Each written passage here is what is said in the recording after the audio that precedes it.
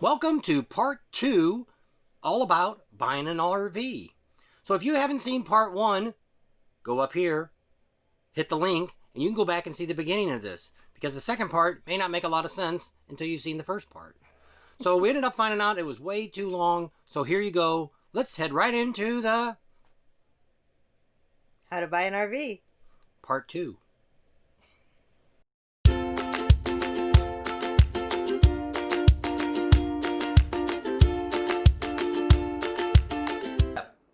We're getting ready to sit down at the desk, and we're going to get the paperwork ready to see what we can do for a deal with the dealer. So first off, I'm going to tell you that do not pay extra for any of these items that we're going to talk about, because it's the way the dealer makes almost 100% profit off of all these things we're going to talk about. First off, never ever buy an extended warranty from the dealer. First of all, they're going to charge you $2,000 all the way up to maybe $6,000 for this extended warranty. And there's so many clauses in it, so many aggravations in it, it may not even be justifiable to spend that much money. You can actually go on the internet and get an extended warranty. 90% of the travel trailers out there are going to have trouble in the first year, and you should have a front bumper-to-bumper warranty for the first year on anything that goes wrong with that RV. And you should never, ever pay for paperwork. That guy's got a job. He's being paid by the hour. You shouldn't have to pay hundreds of dollars for them to fill out your paperwork. It's a computer that does most of the work. They just type in your name and the numbers. So it's just another way for the dealers to make way too much money. And you shouldn't pay for a walkthrough. They're selling you that vehicle. You're relying on them to make sure that what they're selling you is what you're getting and everything's working. So if they want to charge you a couple hundred extra dollars just for them to walk through and say, okay, don't do it. So don't pay for a walkthrough. They also might want to sell you a starter kit.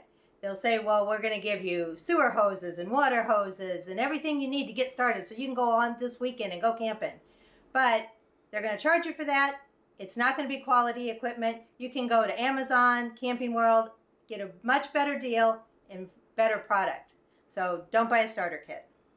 And the other thing you don't want to pay for is you don't want to pay for the dealer prep. Sometimes they tell you, oh, the RV came in, we had to prep it all up, make sure everything works. That's all in the profit they're making when they're selling you the RV. You know, when you go back and look at all this stuff, this is stuff that the manufacturer expects them to do. They have to do a walkthrough with you. That's part of their deal to keep their franchise, is they have to do that walkthrough with you. They have to do a prep on that RV, make sure everything's working in it before you even look at it. They got to make sure everything's working. They have to test everything, fill the tires up with air, everything that needs to be done. They're supposed to have already done that before you even got to the lot. That's why it's in with the price they already pay. So if they're adding in any of these items that we talked about, those are charges that you should never, ever pay for. It's just a way for the dealer to put money in the pocket. When you go out and look, you can buy an extended warranty under $500. That will cover you for 3 years. But it only covers, you know, the major things. Most warranties, extended warranties, aren't going to cover the structural value, things like that could happen to your RV in the traveling of your RV. One last thing we're going to tell you before we get into the point of telling you trailers to buy and not to buy is there is one fee you're going to end up probably having to pay. And they call that the transportation fee. Every dealer is charged extra money to have that trailer. If it was made in Oregon or Elkhart, Indiana, wherever it was made at, it had to be hauled to that dealer. So if you're way over in California, southern San Diego, or if you're way down in Orlando or Tampa, Florida, you're going to pay more for delivery charges than having somebody that lives in Illinois having it hauled from Elkhart, Indiana. So, you know, you could be looking anywhere from $1,200 over $4,000 for this delivery charge. Now, a lot of the dealers will leave you the option that you can go to the factory and pick it up. We were going to do that with our unit until we found a good used one instead, but we were going to go to the factory, pick it up, because they were going to charge us $3,600 from Arizona to Elkhart, Indiana, actually Elkhart, Indiana to Arizona. And for $3,600, we thought we'd just pack up our truck, we'd go up there, we'd hang out there for like a week by the factory, make sure they fixed all the little bugs that we had, and then we were going to take a nice trip home with that RV. So that way we could test it all out, find out what we liked, what we didn't like, if anything needed to be fixed. We were right there to have the factory fix it versus having your local dealer or a contractor come out and fix it. So those are some of the things that you need to think about. These are all tips that we've done. We bought our last RV from a dealer, a used one, 1-year-old model, that we didn't pay for any of that stuff. No extended warranty, didn't pay no paperwork fee, paid for no walkthrough. We had a dealer start kit, the stuff that the people originally had, but I mean, it's laying out here by the trash can. I've never used any of the stuff that they gave us. No prep fee, all that. The dealer took care of all of that. And the walkthrough was free. Yeah. So those are all things that a good dealer's going to do for you because that's their job. They're making money on that unit. So don't let them take advantage of you. Don't get upside down in your RV. And just give you just a minute here. All right, now we're getting down to the nitty gritty. We're going to tell you what this gentleman told us has been in the RV business for over 40 years. This is his opinion that we took. We've been talking to this guy ever since before we bought our RV. For over 3 years, we've been talking to this gentleman, and he did not sell us the RV. So he actually said some of the models on his lot he wouldn't even sell. He makes the other salesmen sell them because he won't stand behind him. So this is a disclaimer that if you own one of these RVs that we're going to talk about that's a bad one, and you say, hey, it works great, we have no trouble with it, you might have that exception to the rule. You might be putting it in a storage unit, you might be putting it in a garage, you might take it out twice a year, keep it covered all the time, never run into any of the problems that people have with water leaks, with the construction falling apart, with the sides bubbling up on the sides. Those are all things that this man's experience will help. We're going to start off first and tell you our trailer, why we bought what we bought. We bought an ATC. It's an aluminum toy hauler corporation trailer. They're made out there in Indiana. Why we went with this trailer, it took me 2 years to make my decision on this model. We were actually looking at another model that they no longer make. Our trailer is 100% aluminum. Number one problem with an RV is it's going to leak. Somewhere down the road, could be the first day you get it, could be next year, somewhere along the line, you're going to end up with water leak. And if you've got a wood frame construction, by the time you figure out what's going on, your whole trailer, pretty much, you've got a rot situation, mold, all those kind of things. Go on Facebook, go on YouTube, look up wood rot on RVs. You'll see them. The front nose is kind of the main thing that you see. You definitely want to make sure that if you're looking at a wood construction trailer, that you've got a nose cone that goes all the way to the top and all the way down. It's one piece construction because you don't want that water to get in. So those are things that we looked at when we decided to get our trailer. We've had it for over a year now. It was a 1-year-old model. We bought it used. And we did have a water leak. It was around the window. I sealed it up. We put a blower inside. We dried it all out. No problem because everything in our trailer is 100% aluminum. So we don't have any issues with it. You can actually watch our video up here to see our RV, the inside of how it looks. Cam likes it. It's got a little bit of an industrial look, but you can hang on the cabinets. So a lot of the trailers, the RVs we're not going to talk about are RVs that are from smaller companies that make their own product. There's a lot of them out here that custom build. We've seen at the Tampa RV show a Super C that when you walked in at the guy they said, what floor plan you have? They said, we build to need.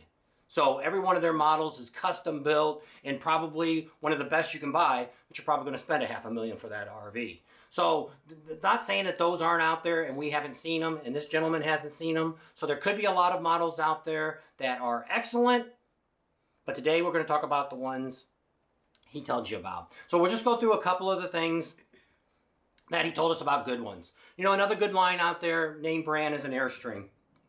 They've always had a good line. They've always kept it up pretty good. But I mean, just like in any of these RVs, there's always different grades of RVs. Like the next one's a Momentum. That's probably the Cadillac of fifth wheel toy haulers you could buy. But you have to look, they sell 3 different models. They all look the same, the G model, the M model. You want that top grade model. If you can't afford the new one, it's over $100,000. Buy one that's a year or 2 old. There's a lot of them on YouTube that are YouTubers that have those, and they just brag and brag and brag how great those are. So that's one of the ones that, if you want the best, there you go. Another one you can look at is the Heartland. That's a good model. Shockwave, Reflection, and the Cougar. Get the upper class on those. Don't go in with their entry level. When you're also looking at, I was talking about the front nose, about the construction. You want to make sure that the roof is one-piece roof and it's got the rollover sides on it. Why? Because when they put the panels up against it, that panel's protected by the rollover. Where a lot of them, they run them up, put the rope right to it, and there's a seam down the middle, and that's where they all leak at. Same thing with the nose and the front. So those are two things you really want to keep an eye on when you're looking at that. And if you're going to go off-road, like we do with toy hauler, you're going to do some boondocking, things like that, you want to stay away from the wood construction. What happens to wood when it starts vibrating? That's nails and staples, glue holding it together. It's going to start vibrating apart. So that's one of the things you got to look at when you're thinking about, where am I going with my trailer? When you get down there with the trailer, look underneath there. Find out how big of axles they've got on it. Just because it looks like it's got a big tire doesn't mean it's got a good axle on it. Find out how thick the floor is, how thick the insulation is. There's different. There's white and there's blue. One's better than the other. You need to look at the jacks. If you've got one that's a bigger unit, you want hydraulic over electric. Why? Hydraulic will actually lift the trailer off the ground. You can change the tires. But electric jacks are just for stabilizing. It's just going to try to stabilize. It's not even going to really do that great of a job of leveling it up. Also, if you get one with slides, you don't want one that's got cables on it. That's the cheaper models have. Because what happens when you keep pulling a cable back and forth? It's going to loosen up. It's going to fall off the track. You're going to be stuck. Once again, you want to get one that's hydraulic. Hydraulic, if there's no leak, it should last you a lifetime. You want to make sure that if you've got a travel trailer, the tongue on the front, the beam, is at least 6 inches. You want as big as possible, but that's kind of the minimum you want. Also, when you're looking at it, look at that roof vent up there.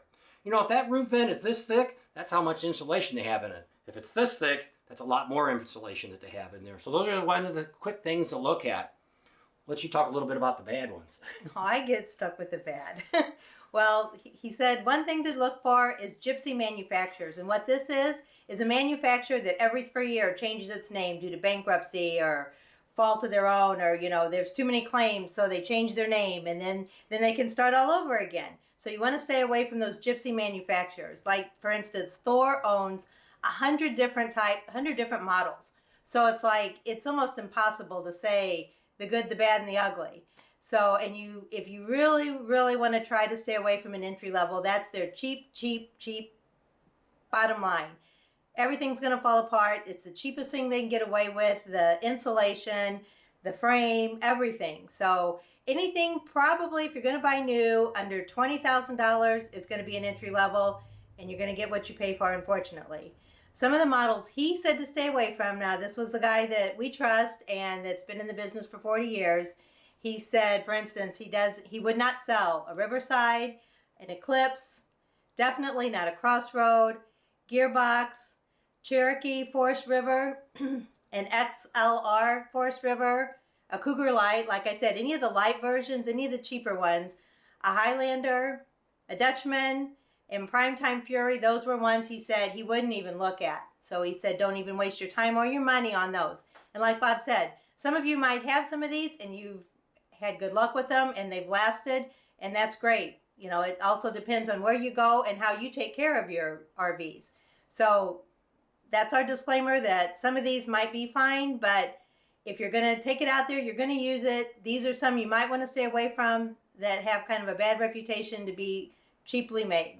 See if you can find that good deal. We saved, I guess, about 30% off of 1 year, and we got very lucky. It was a dealer we were constantly talking with about purchase. After we searched about 10 dealers all across the United States, we found this one dealer that if you watch the video in the next 30 days, we're going to be out in Sturgis, and during that time we will be talking to that dealer and showing you his models that he has. So he's the one that we traveled. We went all the way from Arizona all the way to Brandon, South Dakota to get it from a dealer that would stand behind it. Even though we're not there, he takes care of any problems we have over the phone or over the internet. So we find that good dealer. They are out there, and you want to be able to get that good service too. So many of these places just, there's a lot of bad names out there. People are bad mouthing, Camping World and a lot of things like that. We've never bought a trailer from Camping World. High pressure sales, that's the first thing you want to walk away from.